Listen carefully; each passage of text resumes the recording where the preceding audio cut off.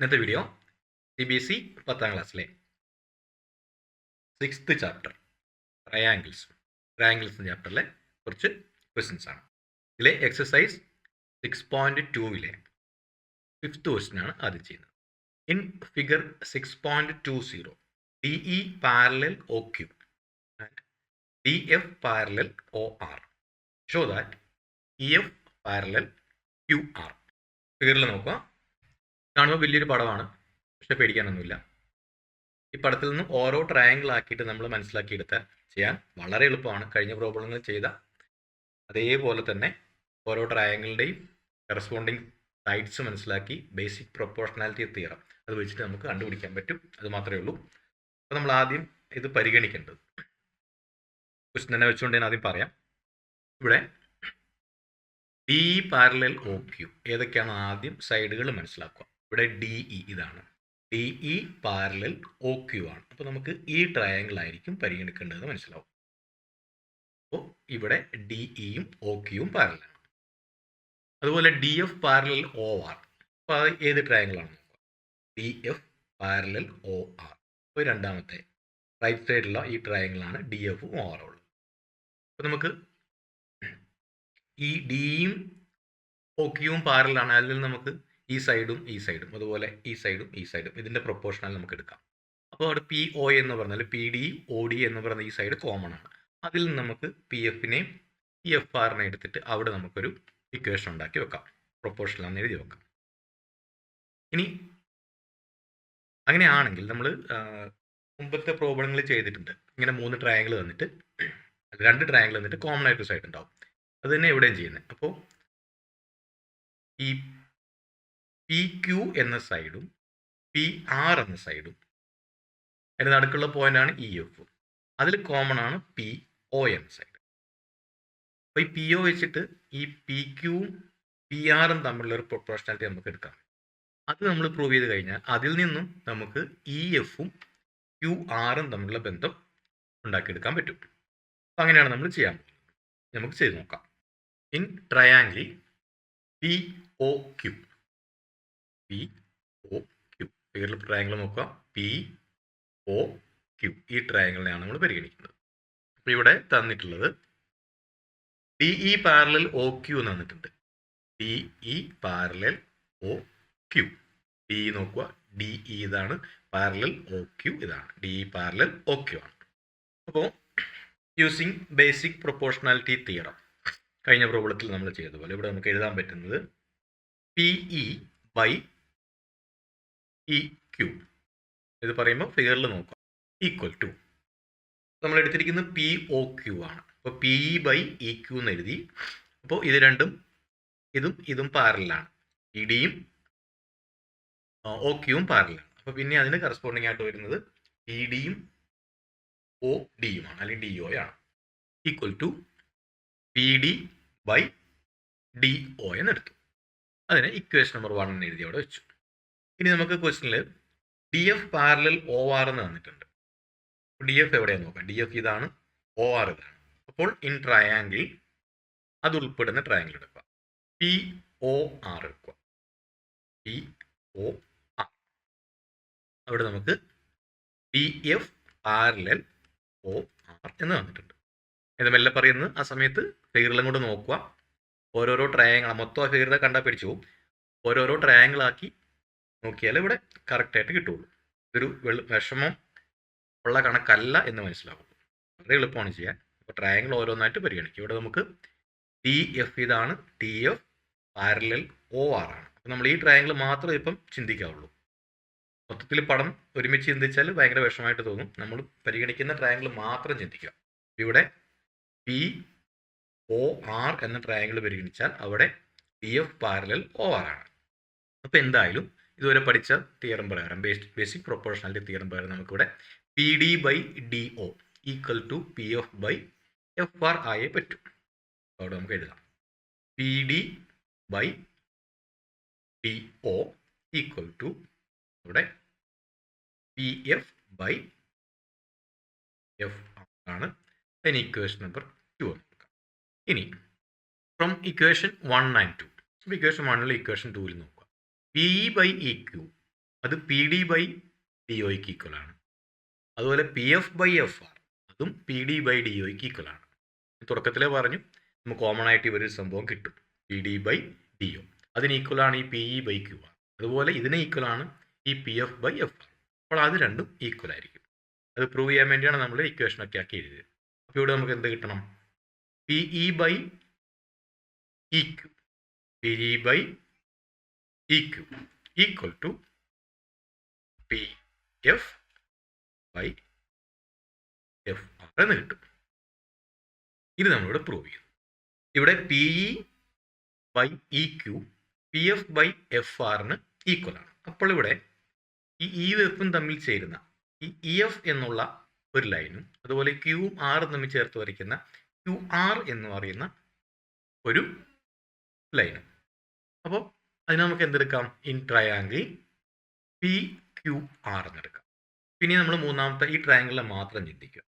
ഈ triangle P Q ആറിൽ P E by E Q equal to P F by F R ആണ്. അപ്പോൾ നമ്മൾ നേരത്തെ എടുത്ത ബേസിക് പ്രൊപ്പോർഷണാലിറ്റി തിയറം അത് തിരിച്ച് ചിന്തിച്ചാൽ using converse of basic proportionality theorem in triangle P Q R നമുക്കിവിടെ പി എഫ് പാരലൽ എന്ന് കിട്ടും. ഇത് രണ്ടും പാരലാണെങ്കിൽ സൈഡ്സ് പ്രൊപ്പോർഷണലാണ് എന്നാണ് നമ്മൾ ബേസിക് പ്രൊപ്പോർഷണാലിറ്റി തിയറത്തിൽ പഠിച്ചത്. ഇനി ഇത് നേരെ തിരിച്ചു പറയുന്നു. ഇവിടെ സൈഡ്സ് പ്രൊപ്പോർഷണൽ ആണെങ്കിൽ ഇവിടെ കോമൺ ആയിട്ടുള്ള ഈ സൈഡ് ഈ എഫും വരുന്ന സൈഡും അതുപോലെ ക്യൂവും ആറും വരുന്ന സൈഡും ഇത് രണ്ടും അങ്ങനെ ആ രണ്ട് സൈഡും പാരലാണ് നമ്മൾ പ്രൂവ് ചെയ്തു. ഇനി ഇതിലെ 6th ക്വസ്റ്റ്യൻ.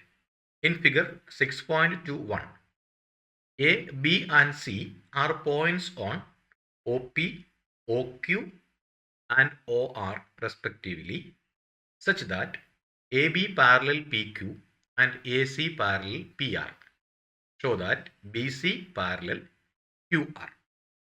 ഇവിടെ ഈ പടം കാണാൻ വലുതായിട്ട് തോന്നും, പക്ഷേ പ്രശ്നമൊന്നുമില്ല. ഓരോ ട്രയാങ്കിളായിട്ട് നമ്മൾ സെലക്ട് ചെയ്തെടുക്കണം. അപ്പം A B C are points. നമുക്ക് എ ബി സി എവിടെയാണ് നോക്കാം. A B C are points on O P O Q and O R. ഇവിടെ ഒ പി ഉണ്ട്, ഒ പി ഉണ്ട്, ഒ ക്യു ഉണ്ട്, ഒ ആർ ഉണ്ട്. അത് ചേർന്നിട്ട് പി ക്യു ആർ എന്നൊരു ട്രയാങ്കിൾ ഉണ്ടായിട്ടുണ്ട്. അതുപോലെ എ ബി സി, ഈ എയും ബിയും സിയും ചേർന്ന് എ ബി സി എന്നൊരു ട്രയാങ്കിൾ ഉണ്ടായിട്ടുണ്ട്. അപ്പോൾ ഇവിടെ A B parallel P Q എന്ന് പറഞ്ഞിട്ടുണ്ട്. എ ബി ഇവിടെ ഉണ്ട്, A B parallel P Q ആണ്. അപ്പോൾ ന്യായമായി നമ്മുടെ കഴിഞ്ഞ പ്രോബ്ലങ്ങളൊക്കെ നമ്മൾ ചിന്തിച്ച പോലെ തിയറം വെച്ച് നോക്കിയാൽ ഇവിടെ ഈ ഒ ബിയും ഈ ബി ക്യൂവും അല്ലെങ്കിൽ അതുപോലെ തന്നെ ഒ ക്യു ഒരുമിച്ചെടുത്താലും അതും ഈ സൈഡുമായിട്ട് ഈ ഒ പി എന്ന സൈഡുമായിട്ട് എയോ എ പി എന്നിങ്ങനെ ഈ സൈഡുമായിട്ടും ഒരു പ്രൊപ്പോർഷണാലിറ്റി ഉണ്ടാവും.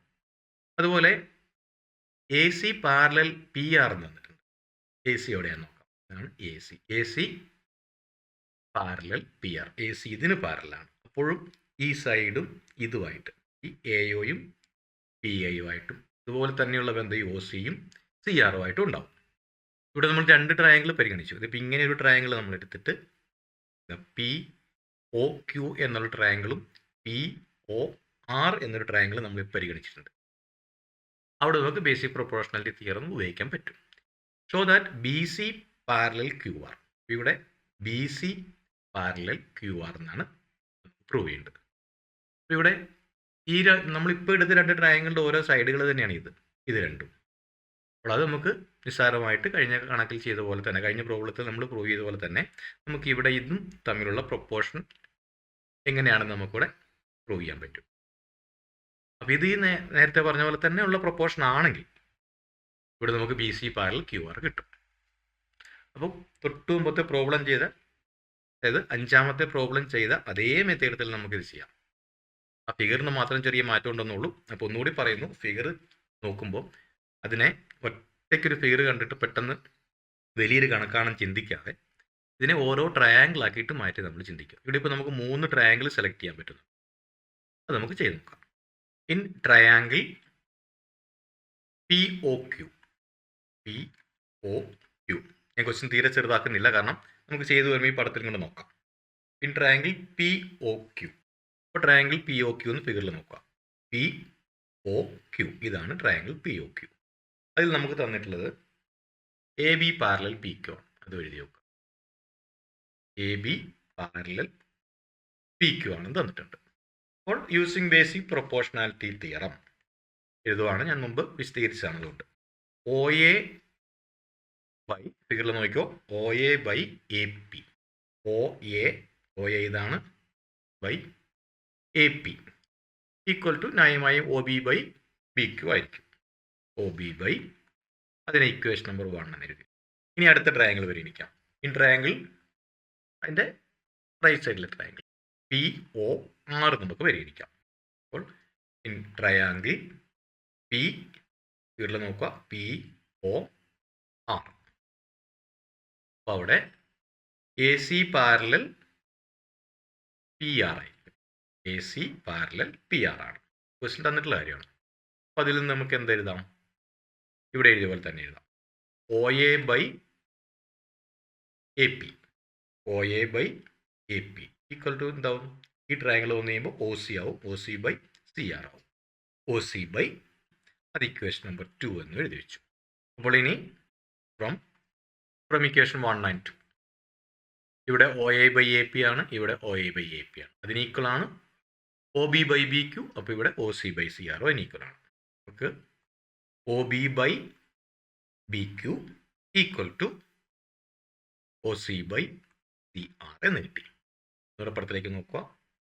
O B by B Q equal to O C by C R. അപ്പോൾ നമുക്ക് ട്രയാങ്കിൾ ഒ ക്യു ആർ എന്നുള്ള ട്രയാങ്കിൾ വരും. Using converse of basic proportionality theorem in triangle O R. Triangle O Q R നോക്കാം. O Q R triangle O Q ആറിൽ basic proportionality theorem ഉപയോഗിച്ചാൽ നമുക്ക് എഴുതാം get B C parallel. ഫിഗറിൽ നോക്കി തന്നെ മനസ്സിലാക്കുക.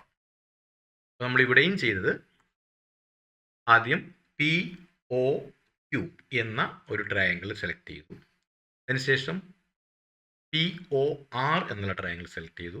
അതിൽ നിന്നും 2 ഇക്വേഷൻ ഉണ്ടാക്കി നമ്മൾ O B by B Q equal to O C by C R എന്ന് നമുക്ക് എഴുതാം. അത് കഴിഞ്ഞ പ്രോബ്ലം ചെയ്ത പോലെ തന്നെ, എല്ലാം വലിയ 2 പ്രോബ്ലം ഒരുപോലെ തന്നെയാണ്. പിന്നെ നമ്മൾ പരിഗണിക്കുന്നത് ഈ ട്രയാങ്കിളാണ്, ട്രയാങ്കിൾ ഒ ക്യു ആർ.